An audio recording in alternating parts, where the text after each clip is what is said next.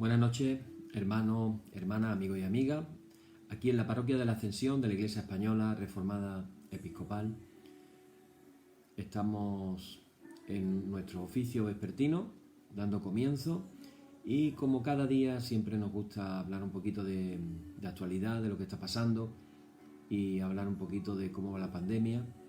Tenemos que seguir orando porque se oyen voces ahora frente a la Semana Santa, que Dios mediante será la semana que viene, y ante los desplazamientos que está habiendo y que puede haber, y sobre todo de la gente que pueden venir de fuera, los viajes, etcétera, están ya hablando de la posibilidad de una cuarta ola. No hemos salido apenas de la tercera todavía y ya se habla de la cuarta ola. Ojalá que no sea así y estemos orando por esto. Sabéis que cada noche, antes de empezar, ponemos una intención de oración. Y en esta noche me vais a permitir que lea un texto bíblico muy bonito. Voy a leer simplemente 2 versículos del libro del Apocalipsis. Apocalipsis capítulo 7, versículos del 9 al 10, dice así: Después de esto miré y he aquí una gran multitud, la cual nadie podía contar, de todas naciones y tribus y pueblos y lenguas, que estaban delante del trono y en la presencia del Cordero, vestidos de ropas blancas y con palmas en las manos. Y clamaban a gran voz diciendo: La salvación pertenece a nuestro Dios, que está sentado en el trono, y al Cordero. Y todos los ángeles estaban en pie alrededor del trono y de los ancianos y de los 4 seres vivientes, y se postraron sobre sus rostros delante del trono y adoraron a Dios. Hasta ahí vamos a leer. Yo, en esta noche, hermanos, nuestra intención de oración, quiero orar para que en nuestras iglesias, en España y en todo lugar del mundo, podamos tener como iglesia cristiana la mente de lo que va a suceder en el cielo. Aquí tenemos esta imagen, y en esta imagen se nos habla de una gran multitud, muchas personas vestidas de blanco, con palmas en las manos. Esto es un detalle curioso, pero lo que más me alegra y lo que más me maravilla, y por lo que necesitamos orar, hermanos, es que esa multitud está formada de todas las naciones, de todas las tribus, pueblos y lenguas. Quiere decirse que estamos hablando de la multiculturalidad. No se nos describe una multitud de raza blanca, rubia con los ojos claros, o de raza blanca secas. En esa multitud nos vamos a encontrar con gente de todas las naciones. Eso significa de todos los continentes. Del continente, no estoy haciendo una clase de geografía, pareciera, ¿verdad? Del continente americano, que el continente americano no es solamente los Estados Unidos. El continente americano está formado también por México, por las repúblicas centroamericanas y también por Sudamérica. Pero no se nos olvidan las islas: Cuba, República Dominicana, Haití y otros lugares y otros países. Pero también nos refiere al continente africano, y también se nos habla de los continentes asiáticos. Y si hablamos de Australia como un continente, pues también. Y yo quiero que mientras voy diciendo todos estos lugares, tú te imagines a los, vamos a decir, a los originarios del lugar o los que viven en esos lugares. Y entonces nos vamos a dar cuenta de que hay gente alta, gente baja, gente de la raza blanca. Nos vamos a encontrar gente negra, de color negro, muy negro, pero dentro de los colores negros hay diferentes tonalidades, desde el muy negro hasta un mulato tirando casi a blanco, pero no deja de tener facciones mulatas. Lo mismo pasa con la gente oriental, etcétera, etcétera. O la gente blanca de raza centroeuropea, o de nosotros en España, que estamos más mezclados por diferentes pueblos y civilizaciones que han pasado por aquí, y tenemos una mezcla mayor. El cielo, hermano, está lleno de gente de todo tipo. De gente de todo tipo. Hermanos, Los cristianos no podemos ser racistas ni excluyentes. Los cristianos tenemos que ver la dignidad del ser humano, la persona, el hombre, la mujer, con todas sus posibles variantes. Así que, hermanos, en esta noche, esa es nuestra intención de oración, que comencemos a ser conscientes de que la iglesia gloriosa, sin mancha, sin arruga, que se va a presentar el Señor, es una iglesia multicultural, de multinaciones, de multirazas, pueblos, lenguas, todo menos aburrido, de todos los colores que nos podamos imaginar. Así que, hermano, y esa es la riqueza de la creación de Dios y de la bendición de la misericordia de Dios. Oremos, hermano. Padre, en esta noche nos da tanta alegría venir delante de tu presencia para poder alabarte, adorarte, escuchar tu palabra una noche más. Y en esta noche te pedimos que todas las iglesias cristianas seamos conscientes y vivamos la multiculturalidad, que seamos iglesias no racistas e iglesias no excluyentes. Gracias por tu pueblo santo que tú has escogido para ti. En el nombre de Jesús. Amén. Y así, hermanos, comenzamos nuestra liturgia en esta noche. Decimos, como cada día, en el nombre de nuestro Señor Jesucristo sea luz y paz. Amén. Desde el nacimiento del sol hasta donde se pone, sea alabado el nombre del Señor. Sea el nombre del Señor bendito desde ahora y para siempre. Oh Dios, cuyo nombre es bendito desde la salida del sol hasta su ocaso, llena de conocimiento nuestros corazones y abre nuestros labios en tu alabanza, para que, como eres bendito con el debido honor por todos los siglos, así seas alabado de oriente a occidente por todas las naciones. Amén. Por tu misericordia, oh Dios nuestro, que eres bendito y vives y gobiernas todas las cosas por los siglos de los siglos. Amén. Vamos a leer el segundo párrafo de nuestra liturgia que dice: no a nosotros, Señor, no a nosotros, sino a tu nombre da gloria, por tu misericordia, por tu verdad. Oíd el resumen que nuestro divino Maestro ha hecho de los mandamientos de Dios. Amarás al Señor tu Dios con todo tu corazón y con toda tu alma y con toda tu mente. Este es el primero y el grande mandamiento, y el segundo es semejante a este: amarás a tu prójimo como a ti mismo. De estos dos mandamientos pende toda la ley y los profetas. Y a nosotros, discípulos suyos, nos ha dado Jesús un mandamiento nuevo, diciendo: este es mi mandamiento, que os améis los unos a los otros como yo os he amado. En esto conocerán todos que sois mis discípulos, si tuvierais amor los unos con los otros. Oremos, hermanos. Señor Jesucristo, sin cuya ayuda nada podemos hacer, vive en nosotros y capacítanos con tu gracia para que, llevando mucho fruto, demos gloria al Padre Celestial. Amén.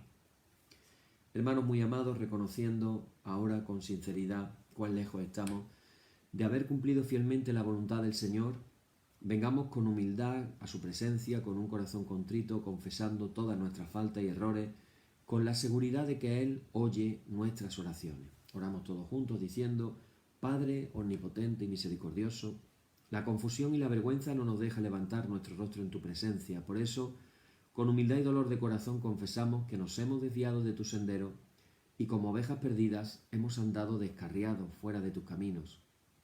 Hemos seguido desordenadamente las intenciones y deseos de nuestro propio corazón. Hemos roto tus santos mandamientos. Además de no hacer lo que debíamos, hemos hecho lo que no estaba bien hacer. Por eso, Señor, ten misericordia de nosotros, pobres pecadores. Perdona, oh Dios, a los que confiesan sus culpas, restaura a los que se arrepienten, según tus promesas declaradas a toda la humanidad, en Jesucristo nuestro Señor. Amén. El Señor Jesucristo, que tiene el poder de perdonar pecados sobre la tierra y que no excluye al pecador que a él acude para salvación, oiga vuestros ruegos, perdone todos vuestros pecados y os conceda su Santo Espíritu para que vuestra vida sea de aquí en adelante pura y santa, hasta que seáis recibidos en el goce de su eterna gloria en las mansiones del Padre Celestial. Amén.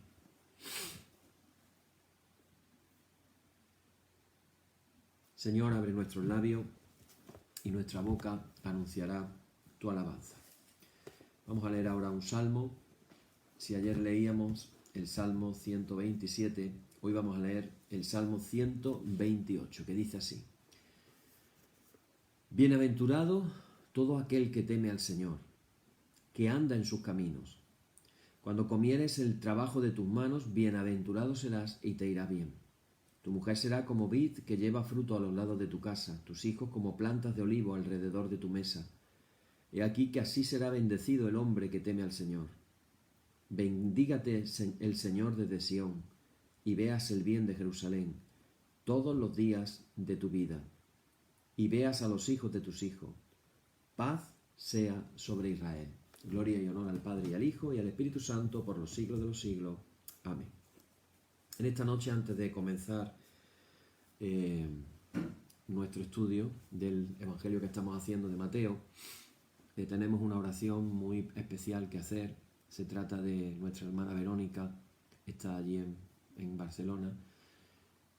Acaban de detectarle un tumor que está presionándole la columna vertebral y mañana va a entrar a ser operada.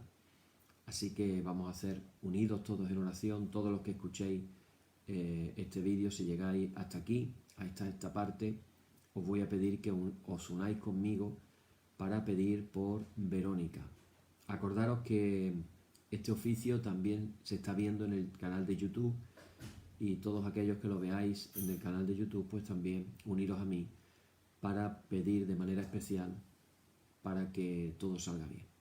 Oramos, hermano.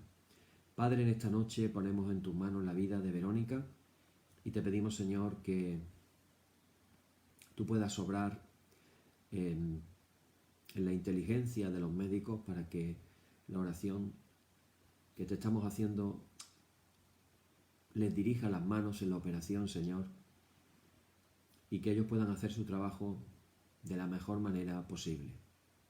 Te pedimos, Señor, que tú puedas controlar toda situación para que ella pueda salir completamente restaurada en su espalda después de ser operada. Te pedimos, Señor, que también todo lo que ahora tiene que estar bajo control en su familia, te pedimos por su esposo Carlos, te pedimos, Señor, por sus hijos allí en Barcelona, y te pedimos también, Señor, por su hija, su familia aquí en la provincia de Cádiz. Te pedimos por Carolina, por Israel, y te pedimos por toda la familia para que todos unidos en oración, junto con los hermanos de la parroquia de la Ascensión y todos los que escuchen este momento, podamos estar unidos pidiendo la misericordia de Dios para su vida y que podamos también en breve poder dar gracias de que ha salido todo bien. Te lo pedimos, Señor, según tu voluntad, en el nombre de Jesús. Amén. Amén, hermanos. Pues si nos ayudáis a orar, de verdad que lo agradecemos. Aquí me apuntan también por el cuñado de Nancy, que él ya ha sido, se le ha realizado el trasplante. Estamos orando todos los hermanos de la parroquia, pero la oración por Verónica era más importante, puesto que la operan mañana, y ha sido algo totalmente sorpresivo. Ella estaba sufriendo dolor de espalda, pero no se podían pensar que el dolor de espalda era por la presión que le está ejerciendo un tumor. Así que bueno, oremos, estemos pendientes de esta oración. Bien, hermanos, pues hoy vamos a hacer lectura del pasaje de Mateo 16, versículos del 13 al 20, un pasaje famosísimo del Evangelio de Mateo, enseñado montones de veces, leído más todavía, un pasaje que leemos en la liturgia por lo menos una vez al año mínimo y que se enseña desde muchos púlpitos y que vamos a leer hoy. Mateo capítulo 16, versículos del 13 al 20, dice así: Al llegar a la región de Filipo, Jesús preguntó a sus discípulos: ¿Quién dice la gente que es el Hijo del Hombre? Ellos contestaron: unos que Juan Bautista, otros que Elías, otros que Jeremías o uno de los profetas. Él les preguntó: ¿y vosotros? ¿Quién decís que soy yo? Simón Pedro tomó la palabra y dijo: Tú eres el Mesías, el Hijo de Dios vivo. Jesús le respondió: Dichoso tú, Simón, hijo de Jonás, porque eso no te lo ha revelado nadie de carne y hueso, sino mi Padre que está en el cielo. Ahora te digo yo, tú eres Pedro, y sobre esta piedra edificaré mi iglesia, y el poder del infierno no la derrotará. te daré las llaves del reino de los cielos, lo que ates en la tierra quedará atado en el cielo, y lo que desates en la tierra quedará desatado en el cielo. Y les mandó a los discípulos que no dijesen a nadie que él era el Mesías. Un pasaje realmente muy bonito y muy para pensar cada uno de nosotros. Yo no dejo de sorprenderme, después de haber leído cientos de veces este pasaje, no dejo nunca de sorprenderme. La gente muchas veces lo desvariada que puede estar de las cosas, lo desinformada. Por eso muchas veces como cuando se hacen encuestas para algo y uno dice, con las respuestas que da la gente de las cosas, la verdad es que están, si hubieran hecho una encuesta, a ver, ¿quién dice la gente? ¿Jesús quién es? Vamos a hacer una encuesta. Entonces diríamos, bueno, un 25% de la población ha dicho que Juan el Bautista, otro 25% que Elías, otro que Jeremías, otro que uno de los profetas. Evidentemente es como que creyeran en la reencarnación. No sé si habéis caído en la cuenta, porque todos los que mencionan son gente muerta. Recordar que Juan el Bautista ya estaba muerto a estas alturas de la historia, le habían cortado la cabeza. Entonces, ¿qué pasa? ¿Que se había reencarnado en Jesús? ¿Tiene lógica la respuesta? Otros que Elías. Bueno, aquí tendría cierta lógica porque la profecía habla de la venida de Elías. Nuevamente, recordar que Elías fue tomado en un carro de fuego. En hebreo hablan de ese carro como, en hebreo dicen la Merkabá. La Merkabá era el carro de fuego. Hay toda una mística de la Cábala y de la mística judía en relación a la Merkabá y también a la gloria del Señor. Elías se fue vivo, supuestamente, no murió, se fue con el Señor vivo. Por ahí podría tener una lógica de decir, bueno, pues como hay profetizado que Elías volvería, de hecho, en la celebración de la Pascua, una de las copas que toman durante la cena le llaman la copa de Elías, pensando que Elías puede regresar en cualquier momento. Pero Jeremías era un profeta muerto, y cualquiera de los profetas había muerto ya no había profetas. Entonces la respuesta de la gente es como, no me estoy enterando de la película. No se enteran de quién era Jesús. Pero aún así todavía sorprende que cuando Pedro toma la palabra, ¿os acordáis hace unos días hablando de que Pedro fue el que le dijo a Jesús, Señor, si tú me llamas, yo voy, y se bajó de la barca y empezó a andar por el agua? Pues aquí otra vez. Si nos negamos a darnos cuenta de que Pedro era especial, estamos negando las Escrituras realmente. Pedro no era cualquiera de los discípulos. Pedro tiene un protagonismo muy especial entre los 12. No se nos olvide esto. Entonces, ¿qué ocurre? Que Jesús ya les pregunta a ellos, y bueno, ¿y vosotros quién decís que soy yo? ¿Quién decís que soy yo? Aparece Simón, hijo de Jonás, y entonces da la respuesta acertada. Tú eres el Mesías, el Hijo del Dios vivo. Tú eres el Mesías. Esa era la respuesta acertada. Tan acertada que Jesús tiene que reconocer que eso se lo ha revelado su Padre.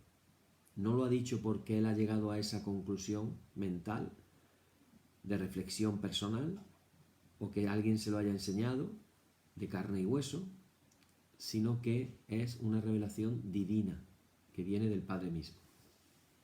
Esta es una pregunta, hermanos y hermanas, decisiva. Y es de una tremenda importancia para nosotros. Ojalá que este estudio nos sirva para pensar más.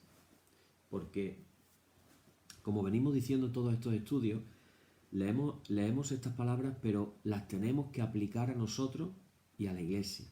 Entonces, si las aplicamos a nosotros, imaginaros que es como que Jesús nos dijera hoy, esta noche, el día 23 de marzo, por la noche. Y vosotros, imagínate que es Jesús el que te hace la pregunta. ¿Y vosotros? ¿Quién decís que soy yo? Y yo te tuviera que preguntar, a ver, di, ¿quién es Jesús para ti? ¿Quién es Jesús para ti? Y repito, esta pregunta no está dirigida solo a los primeros seguidores. O sea, estamos hablando de una cuestión fundamental a la que tendremos que responder siempre los que nos confesamos o nos consideramos cristianos. Nuestra primera reacción, seguramente cuando yo he hecho esta pregunta hace unos segundos, tú estarás dándole vueltas en tu cabeza a pensar qué respuesta puedes dar. Y estaremos ahí viendo la doctrina, ver la manera rutinaria en que hablamos de Jesús. Bueno, Jesús es el Hijo de Dios encarnado, dirían algunos, o el Redentor del mundo, el Salvador de la humanidad. Títulos muy solemnes, muy ortodoxos, pero que pueden ser pronunciados sin contenido vital alguno. Y este es el quid de la cuestión. El quid de la cuestión, hermanos y hermanas, es que la pregunta de Jesús no nos está pidiendo simplemente nuestra opinión. Nos está interpelando sobre todo acerca de cuál es nuestra actitud ante Él. Y esto no se refleja solamente con nuestras palabras, y este es el punto importante en esta noche, sino sobre todo en cuál es nuestro seguimiento concreto a Él. Como ha escrito algún teólogo, cito, dice, la breve proposición "yo creo que Jesús es el Hijo de Dios" significaría algo completamente distinto si la pronuncia, por ejemplo, Francisco de Asís. ¿Os acordáis de Francisco de Asís? Fundador de los franciscanos. Pero claro, si esa misma frase, "yo creo que Jesús es el Hijo de Dios", la pronuncia uno de los actuales dictadores sudamericanos,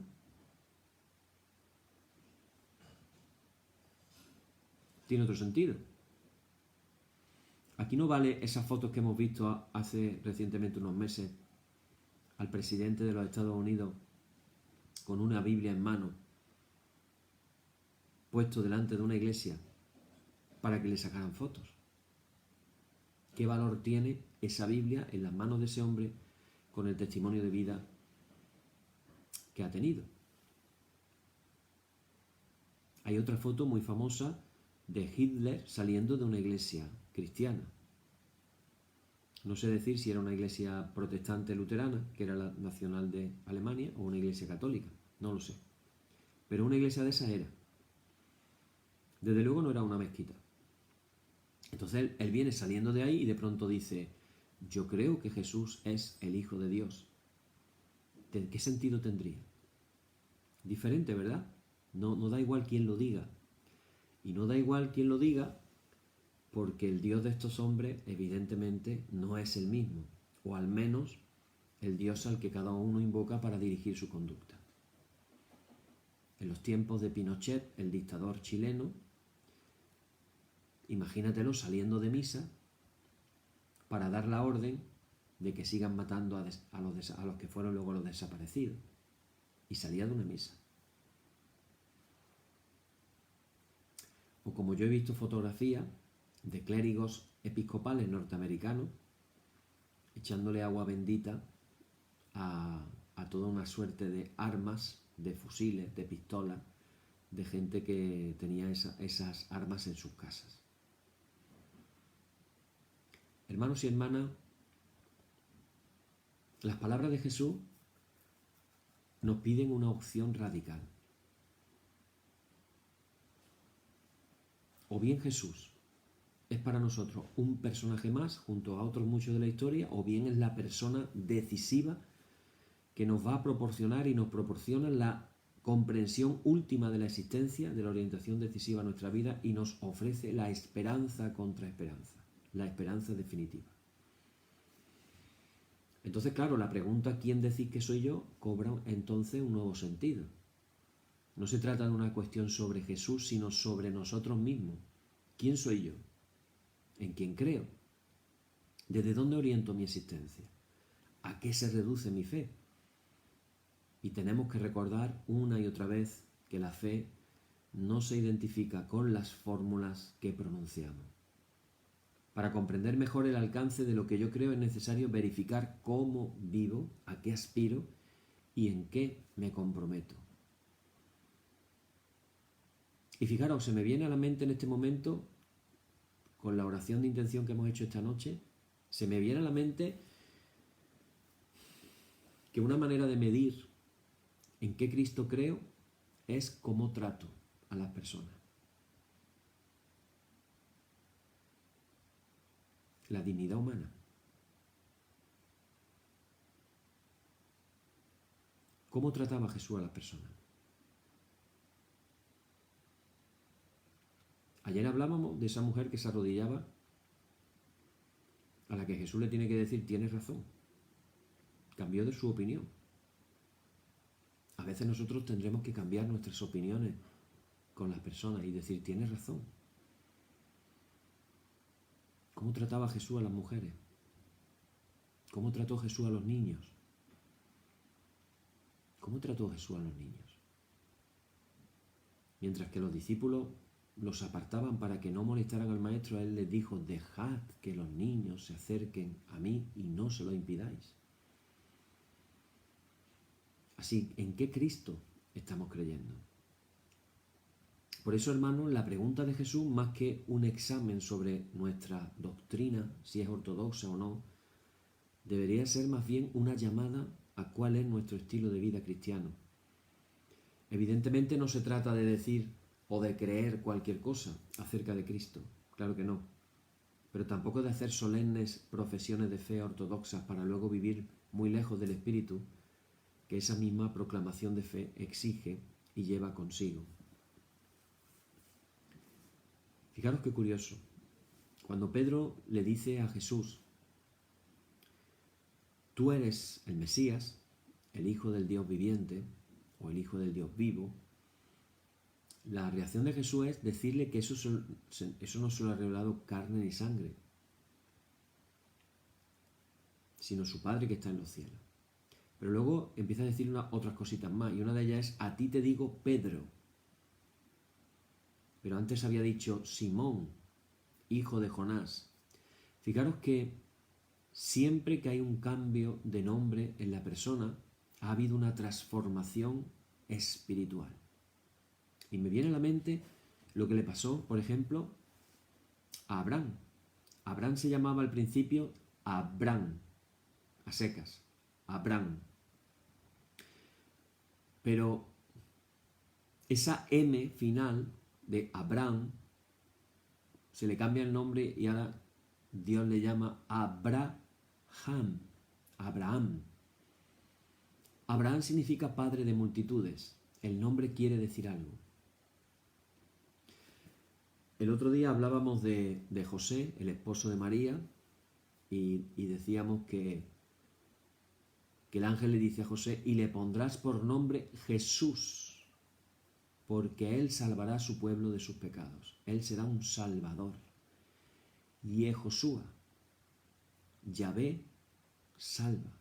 Yehoshua o Yeshua, Yeshua. Yahvé, salva. Por eso tenía que ponerle ese nombre. Y tenemos otro ejemplo maravilloso, el de Jacob. Jacob que se encuentra en el monte de Peniel. Y allí dice que luchando con el ángel de Dios. Y de pronto el ángel lo hiere en una cadera. Es decir, un encuentro con Dios profundo no nos dejará iguales.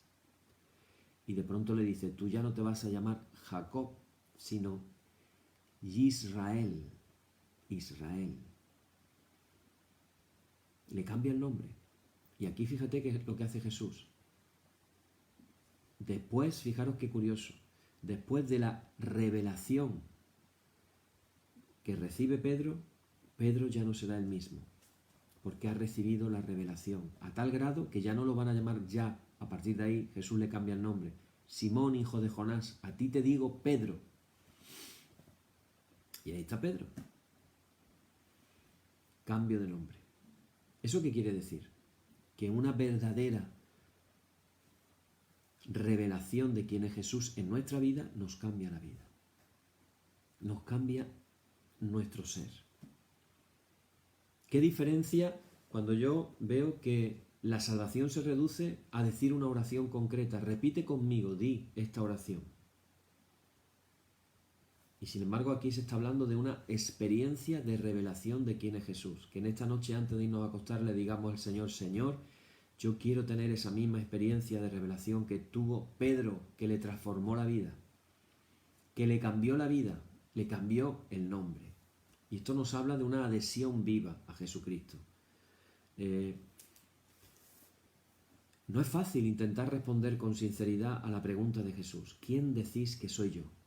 ¿Qué te viene lo primero a la mente? ¿Qué es lo que piensas? ¿Quién es Jesús para nosotros? Si lo pensamos, tenemos que ser conscientes de que la persona de Jesús a nosotros en concreto nos lleva 20 siglos de imágenes, fórmulas, devociones, experiencias, interpretaciones culturales que han ido desvelando, pero ojo, desvelando, pero también velando al mismo tiempo la riqueza insondable que es Jesús. Pero además, a eso súmale que cada uno de nosotros, en cierta manera, vamos revistiendo a Jesús de lo que somos nosotros. Por eso cuando uno ve los autores que han escrito acerca de Jesús, yo tengo en la biblioteca, literalmente podría deciros cuántos, no sé qué decir, pero mínimo 200, 300 libros de Jesús, acerca de Jesús. Y te das cuenta de que los autores, la forma de ser del autor determina mucho la manera en la que ve a Jesús. Nos damos cuenta de que proyectamos en él nuestros deseos, nuestras aspiraciones, nuestros intereses, nuestras limitaciones. Y sin casi darnos cuenta, finalmente lo que hacemos es empequeñecer, desfigurar, incluso cuando tratamos de exaltarlo. Pero hermanos y hermanas, Jesús sigue vivo. Y Jesús no es o deja de ser por lo que tú pienses que es o no es. Hay un autor que me gusta mucho escucharlo y aprendo mucho de él. No voy a decir el nombre porque digo nombre y te vas a ir de cabeza al YouTube a buscarlo rápidamente y eso no es la intención. Pero es un autor español que es una eminencia en historia del cristianismo del siglo I y que ha escrito varios libros acerca del Jesús histórico, ha escrito varios libros acerca de Pablo, acerca de los evangelios, etc. El hombre defiende a capa y espada la historicidad del personaje, es decir, que Jesús existió. Que Jesús vivió en el siglo I, los años 30 en Palestina, en Galilea, para ser más exactos. Así es. Pero lo gracioso del caso es que este hombre no es creyente, es agnóstico. Y defiende con una vehemencia la existencia del Jesús histórico que a mí me llama la atención. Porque hay tantos otros que hasta han llegado ya al punto de decir que en realidad Jesús no existió. O inventan toda una suerte de cosas que realmente es pura imaginación novelera. Así que Jesús, hermanos y hermanas, sigue vivo. Los cristianos no lo hemos podido, vamos a decir, casi podríamos decirlo así de contundente. El ejemplo que el de los cristianos no lo hemos podido matar a Jesús. Jesús sigue vivo aun a pesar de nuestras mediocridades y de nuestros pecados y de nuestras muchas veces falta de ser lo que deberíamos de ser. Jesús siempre va a desconcentrar a aquel que se acerca a él con una postura abierta y sincera. Porque Jesús siempre es distinto de lo que esperamos. Siempre va a abrir nuevas brechas en nuestra vida, va a romper nuestros esquemas, nos va a atraer a una vida nueva. Cuanto más se le conoce, más sabe uno que todavía está empezando a descubrirlo. Esta noche los adjetivos nos van a rechinar un poquito, pero también hablamos de que Jesús es peligroso. ¿Por qué? Porque percibimos en él una entrega a los hombres que desenmascara nuestro egoísmo, nuestro ego, nuestras ansias de estar centrados en nosotros mismos. En Jesús vemos, hermanos y hermanas, una pasión por la justicia que sacude nuestras seguridades, privilegios y egoísmo. Pero también vemos una ternura que deja al descubierto nuestra mezquindad. ¿Os acordáis el otro día cuando hablábamos de esa multitud y los discípulos le dijeron a Jesús que los despachara para que fueran a buscarse la vida, a buscarse el alimento, a comprar alimento por las aldeas, porque ellos no tenían. Y Jesús les dice, dadles vosotros de comer. La ternura de Jesús que nos descubre la mezquindad. Jesús tiene también una libertad que va a rasgar nuestras 1000 esclavitudes y nuestras 1000 servidumbres y nuestro ser religioso, como le pasó en sus clásicos enfrentamientos con los fariseos, o más bien de los fariseos con él. Y sobre todo intuimos en él un misterio de apertura, de cercanía, de proximidad a Dios que nos atrae y nos invita a que abramos nuestras vidas a la existencia del Padre. Y aquí viene un secreto, hermanos, que hay que decirlo en voz alta esta noche. A Jesús lo iremos conociendo en la medida en que nos entreguemos a Él. Solo hay un camino para ahondar, para profundizar, para meternos en su misterio. Y ese camino, hermanos y hermanas, es seguirle. Así que os invito a que todos sigamos a Jesús humildemente, que sigamos sus pasos, que nos abramos con Él al Padre, que tratemos de reproducir sus gestos de amor y de ternura, que miremos la vida con sus ojos. ¿Os acordáis cuando hemos hablado de cómo miraba Jesús, cómo Jesús se daba cuenta de las cosas? Cómo le dijo a aquella mujer que había perdido a su hijo y le dijo, no llores más. Jesús sabía que iba a resucitar a ese hijo de la viuda. Y Jesús la miró y le dijo, no llores más. Evidentemente, para decirle a alguien que no llore más es porque se está dando cuenta de que estaba llorando. Jesús estaba ahí, con los ojos abiertos. Por eso cuando se ve enfrente de las murallas de Jerusalén y dice, Jerusalén, Jerusalén, ¿cuántas veces te quise juntar como la gallina a sus polluelos y no me dejaste? Un andar con los ojos abiertos. Compartir el destino doloroso de Jesús y esperar su resurrección. Precisamente estas palabras quedan también pensando en la semana que viene, que recordamos su pasión, su muerte y su resurrección. Y sin duda, hermanos y hermanas, necesitamos orar tantas veces desde el fondo de nuestro corazón diciendo simplemente, creo, Señor, ayuda a mi incredulidad. Aquella famosa oración, creo, Señor, ayuda a mi incredulidad. ¿Quién decís que soy yo?, pregunta Jesús. Todos los evangelistas sinópticos recogen esta pregunta dirigida por Jesús a sus discípulos en aquella región de Cesarea de Filipo. Para los primeros cristianos era tan importante recordar una y otra vez a quién estaban siguiendo, cómo estaban colaborando en su proyecto y por quién estaban arriesgando su vida. Así que cuando hoy nosotros escuchamos esta pregunta tendemos a pronunciar la fórmula que ha ido acuñando el cristianismo a lo largo de los siglos. Hemos dicho antes, Jesús es el Hijo de Dios hecho hombre, el Salvador del mundo, el Redentor de la humanidad. Pero ¿basta realmente pronunciar estas palabras para convertirnos en seguidores de Jesús? Y por desgracia, hermanos y hermanas, se trata con tanta frecuencia con fórmulas aprendidas, aceptadas de manera mecánica, repetidas de forma ligera y afirmadas verbalmente más que vividas siguiendo los pasos de Jesús.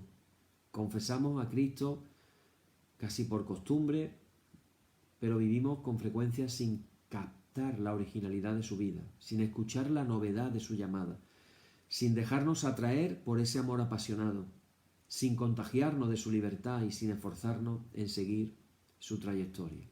Lo estamos adorando como Dios, pero ¿sabes qué? Tristemente, ¿cuántas veces no es el centro de nuestra vida? Lo confesamos como Señor, pero estamos viviendo de espaldas su proyecto, sin saber muy bien cómo era y qué quería. Lo llamamos Maestro, tú Maestro que tienes palabras de vida eterna, pero no estamos motivados en nuestra vida por lo que le motivaba a Él. Vivimos como miembros de una iglesia, de una denominación cristiana, pero no estamos actuando como discípulos de Jesús, como seguidores de Jesús. Así que paradójicamente la ortodoxia de nuestras fórmulas doctrinales no dan seguridad y nos están dispensando tampoco de que podamos tener un encuentro vivo con Jesús. Que el Padre tenga misericordia de cada uno de nosotros y podamos tener un encuentro vivo con Jesús, como ese encuentro que tuvo Pablo camino de Damasco. Y no nos hemos de engañar, cada uno hemos de ponernos ante Jesús, hemos de dejarnos mirar directamente por Él, escuchar desde el fondo de nuestro ser sus palabras. ¿Quién soy yo realmente para vosotros? Y el punto es que a esta pregunta se responde con la vida más que con palabras sublimes. Encontrarnos con Jesús.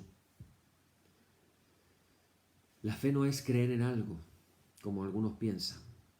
La fe es creer en alguien. No es adherirnos fielmente a un credo, a una doctrina, a una iglesia. Se trata, hermanos y hermanas, de encontrarnos con alguien que está vivo y que da sentido radical a nuestra existencia. Lo que de verdad es decisivo es que nos encontremos con Jesucristo y descubramos por experiencia propia, personal, no por lo que me cuentan, no por lo que leo, no por lo que oigo, que Él es el único responsable, el que nos puede dar respuestas a nuestras preguntas, el que nos puede dar respuestas a nuestros anhelos más profundos, a nuestras necesidades últimas. Y es que vivimos unos tiempos, hermanos y hermanas, en que pareciera que cada vez es más difícil creer en algo o en alguien. Las ideologías más firmes, los sistemas más poderosos, las teorías más brillantes, hemos visto cómo se han ido tambaleando, mostrando sus limitaciones y profundas deficiencias. La política está en horas bajas.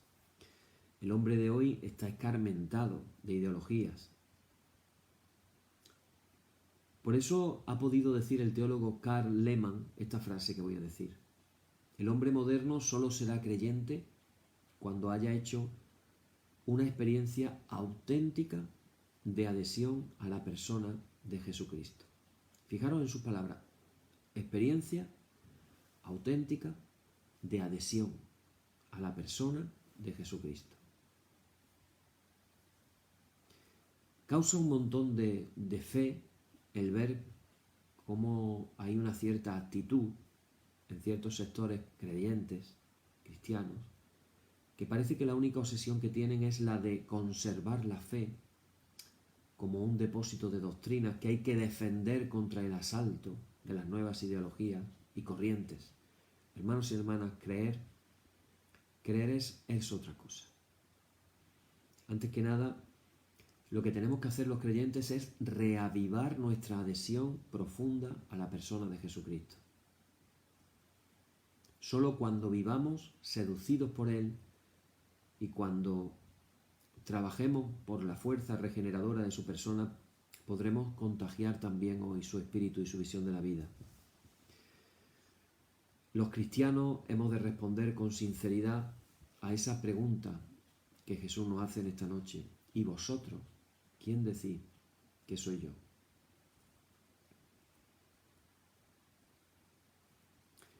Decía un pensador, filósofo español, árabe, musulmán, llamado Ibn Arabi, decía esta frase, lo decía un musulmán, imaginaros, un pensador, filósofo, místico.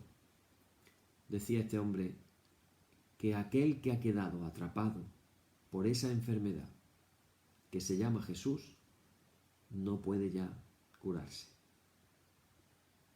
No lo decía un cristiano, lo decía un musulmán. Y esto nos lleva, por último, para terminar en esta noche, a pensar cuál es nuestra imagen de Jesús. Porque esta pregunta de Jesús sigue esperando una respuesta a los creyentes de nuestro tiempo. Y no todos tenemos la misma imagen de Jesús. Y esto no solo por el carácter inagotable de su personalidad, sino sobre todo porque cada uno vamos elaborando nuestra propia imagen de Jesús. Y sin embargo, la imagen de Cristo que podamos tener cada uno tiene importancia decisiva para nuestra vida, pues va a condicionar nuestra manera de vivir y de entender la fe. Así que tengamos esto en cuenta. Si la imagen que nosotros tenemos de Jesús es una imagen empobrecida, parcial o falsa, nos va a conducir a una vivencia empobrecida, parcial o falsa de la fe. De ahí la importancia de que evitemos posibles deformaciones de nuestra visión de Jesús y de que purifiquemos nuestra adhesión a Él. Por otra parte, es una pura ilusión pensar que uno cree en Jesucristo porque cree en un dogma o porque está dispuesto a creer en lo que la Santa Madre Iglesia cree, siendo esa Madre Iglesia diferentes iglesias. En realidad cada creyente cree en lo que cree él, es decir, en lo que personalmente va descubriendo en su seguimiento a Jesucristo, aunque lo esté haciendo dentro de una comunidad cristiana. Sin embargo, por desgracia, son bastantes los cristianos que entienden y viven su religión de tal manera que probablemente nunca podrán tener una experiencia un poco viva de lo que es encontrarse personalmente con Cristo. Desgraciadamente, no sospechan lo que Jesús podría ser para ellos. Decía Marcel Legault, una frase muy dura, pero también muy real, decía: esos cristianos ignoran quién es Jesús y están condenados por su misma religión a no descubrirlo jamás. Yo creo, hermanos, que en estos días que estamos reflexionando acerca del Evangelio de Mateo y estamos viendo pasajes claves, no lo estamos estudiando de una manera concienzuda, sino simplemente pasajes claves, nos estamos aprendiendo bastantes cosas acerca de Jesús y en la manera en que Él ha hablado, ha andado, ha actuado. De verdad que nos motivamos a seguir a ese Jesús que los evangelios nos muestran. Pero Jesús siempre será un misterio y habrá cosas sin respuesta. Pero lo que siempre va a darnos una respuesta es podernos encontrar de manera experiencial propia cada uno de nosotros. Así que esta palabra lo que nos anima en esta noche es a que pidamos al Padre su revelación, como la que tuvo Pedro, para que lo que nosotros sepamos de Jesús no sea lo que nos ha revelado la carne y la sangre, sino la revelación divina del Padre. Y yo sé que Jesús nos enseñó que pidiendo recibiremos. Así que, hermanos, os animo, hermanas, a que antes de irnos a la cama esta noche le digamos al Padre: concédenos la gracia de revelarnos a tu Hijo en nuestros corazones. Os animo a que busquéis esa relación de amor con Jesús. Me viene a la memoria a Teresa de Jesús cuando habla de la oración mental y dice: la oración mental no es otra cosa que un estar delante de Él en amor, sabiendo que Él nos ama. Busquemos esa relación con Jesús. Busquemos estar con Él. Busquemos estar en momentos en los que solamente lo dediquemos a Él y que le digamos al Señor: aquí estoy para estar al lado tuya. Háblame lo que tú quieras. Y quedarnos callados. Y que pueda crecer nuestra relación de amor con Jesús. ¿Quién es Jesús? Esa es la pregunta. ¿Quién es Jesús para cada uno de nosotros? Hoy comenzábamos con el libro de Apocalipsis, que nunca lo hago, para comenzar nuestra oración, y vamos a hacer una cosa que tampoco nunca hago, me lo vaya a permitir, creo que me va a merecer la pena, y es terminar con el libro de Apocalipsis también. Precisamente ahora que estamos reflexionando en los evangelios y le estamos poniendo la imaginación, ayer, a través del pasaje bíblico, fuimos transportados a esa imagen de aquella mujer pagana, cananea, corriendo detrás de Jesús, pidiéndole socorro, Señor, socórreme, Señor, socórreme, hasta que sale corriendo y cae de rodillas delante de Jesús, y nos estamos imaginando todas estas escenas de Jesús. Y estamos viendo a Jesús recorriendo Galilea, subiendo a Jerusalén. Estamos viendo a Jesús en todo su ministerio. Pero hermano, se nos olvida, en esa pregunta que estamos haciendo de quién es Jesús, que eso que leemos en los evangelios, ¿cuántos años vivió Jesús? ¿30? ¿33? No se sabe. ¿31 y medio? ¿33? Pongamos 33 años. Antes de esos 33 años, como nos cuenta el Evangelio de Juan, en el principio era el Verbo era Dios, y el Verbo estaba con Dios, y el Verbo se hizo carne, Jesús. Así que antes de esos 33 años, ¿dónde estaba Jesús? Estaba con Dios. Y entonces nos quedamos ahora con los 33 años de vida de Jesús en el Evangelio, y se nos olvida que Jesús ascendió a los cielos y está sentado a la derecha del Padre. Y de allí ha de venir a juzgar a los vivos y a los muertos. Ese Jesús que está sentado a la diestra del Padre es el Jesús que el escritor de Apocalipsis vio estando en la isla de Patmos. Y voy a leer eso para que cuando estamos haciendo estas preguntas, ¿quién es Jesús?, no se nos olvide. Apocalipsis capítulo 1, dice en el versículo 9, yo Juan, vuestro hermano y copartícipe vuestro en la tribulación, en el reino y en la paciencia de Jesucristo, estaba en la isla llamada Patmos, por causa de la palabra de Dios y el testimonio de Jesucristo. Ahora empieza lo bueno. Dice, yo estaba en el Espíritu en el día del Señor, el domingo, y oí detrás de mí una gran voz como de trompeta. No se refiere a las trompetas estas que tenemos nosotros modernas, sino al shofar, el cuerno de carnero. No está hablando de una trompeta metálica, está hablando de un shofar. Que decía, yo soy el alfa y el omega, el primero y el último. Escribe en un libro lo que ves y envíalo a las 7 iglesias que están en Asia, a Éfeso, Esmirna, Pérgamo, Tiatira, Sardis, Filadelfia y Laodicea. Y me volví para ver la voz que hablaba conmigo, y vuelto vi 7 candeleros de oro, y en medio de los 7 candeleros de oro a uno semejante al Hijo del Hombre. ¿Cómo se llamó a sí mismo Jesús siempre? El Hijo del Hombre. El título preferido para Jesús sobre sí mismo, ¿cuál fue? El Hijo del Hombre. Así que fijaros lo que está diciendo Juan. Vi a uno semejante al Hijo del Hombre, vestido de una ropa que llegaba hasta los pies y ceñido por el pecho con un cinto de oro. Su cabeza y sus cabellos eran blancos como blanca lana, como nieve, sus ojos como llama de fuego, y sus pies semejantes al bronce bruñido, refulgente como en un horno, y su voz como estruendo de muchas aguas. Tenía en su diestra 7 estrellas. De su boca salía una espada aguda de 2 filos, y su rostro era como el sol cuando resplandece en su fuerza.